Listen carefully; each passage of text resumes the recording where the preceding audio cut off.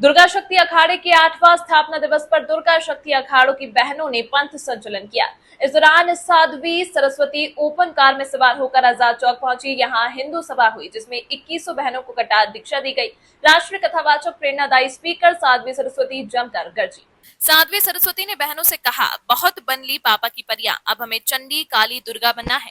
ये कतार जो दी है, समय आए तो इसी से विधर्मिक असर काट देना। उन्होंने लव जिहाद, लैंड जिहाद, रेल जिहाद पर आक्रामकता दिखाई। वे शेरनी वाले अंदाज में बोली, आज 2100 बहनों को कटार दीक्षा दी जा रही है। किसी भी परिस्थिति में हिम्मत मत हारना। कपड़े आदि भले ही मत खरीदना, लेकिन कटार आपके हाथों में होनी चाहिए। स्कूल, कॉलेज, बाजार जहां भी जाओ कटार को साथ लेकर जाना। हम रानी लक्ष्मीबाई पद्मिनी के वंशज हैं, कायर नहीं है। जहां भी जरूरत पड़े चंडी काली दुर्गा बन जाना। समय आए तो इसी कटार से विधर्मिक असर काट देना। एक हाथ में माला और दूसरे हाथ में भाला होना चाहिए। उन्होंने कहा कि गौ माता शस्त्र शास्त्र की रक्षा, देश की रक्षा, स्त्री के सम्मान, देवी देवताओं की रक्षा के लिए शस्त्र उठाए तो पाप नहीं लगता। उन्होंने कहा, बेटियों को पराठे बनाना आए या नहीं, कराटे और कटार चलाना आना चाहिए।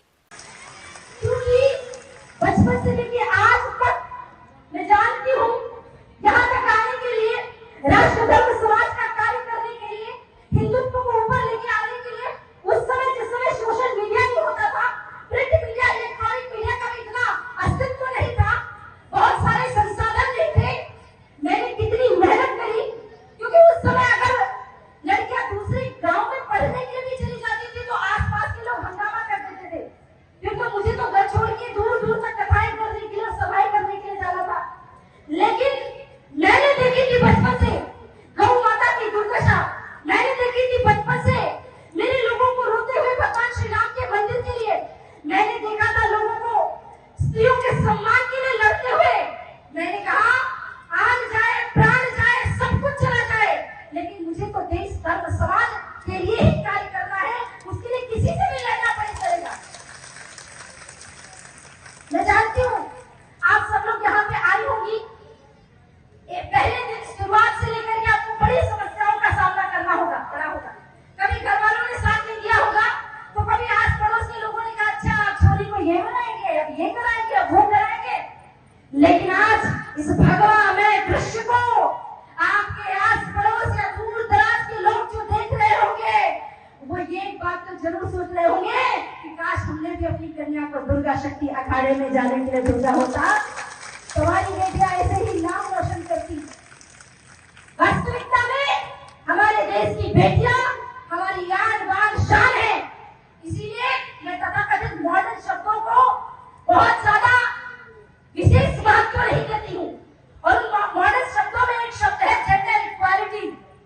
लोग कहते हैं कि जेंडर इक्वालिटी चाहिए, महिलाओं को पुरुषों के समकक्ष खड़ा करना है। मैंने कहा, माता है, जेंडर इक्वालिटी वहां के लिए होती है जहां महिलाओं का सम्मान नहीं होता। अमेरिका, लंदन, यूके, यूरोप में चले जाओ, अफगानिस्तान, ईरान इत्यादि में चले जाओ, पाकिस्तान में चले जाओ, वहां जेंडर इक्वालिटी की शायद आवश्यकता होगी। लेकिन मेरा भारत कहता है, यत्र नारी पूज्यन्ति रमन्ति तत्र देवता। हमारे यहाँ नारियों को बराबरी में नहीं बल्कि ऊपर स्थान दिया जाता है और उनकी पूजा। इसलिए आप सभी के लिए आज जो मेरा संदेश है, आज जो मेरी भावना है, वो मेरी अत्यंत प्रिय कविता है। उस कविता से प्रारंभ करती हूँ और आप सभी के लिए वो संदेश प्रारंभ करती हूँ। ये कवि ने नारी के लिए, बहनों के लिए, माताओं के लिए, हमारे भैया ने कहा ना भी कि पुरुष तो केवल एक कुल को नाम बढ़ाता है, लेकिन हमारी बहनें अपने 2 कुलों का नाम रोशन करती हैं। और अभी भी आपके होते हुए अगर हमारी दुर्गा शक्ति अखाड़े में भी 10,000 बहनें हैं, तो सीधे सीधे 50,000 लोगों को हमारे भाइयों ने जागृत कर दिया है, क्योंकि एक परिवार में 4 लोग 5 लोग तो होते हैं। लोकल से लेकर ग्लोबल तक की खबरों के लिए देखते रहें सच रिपोर्ट।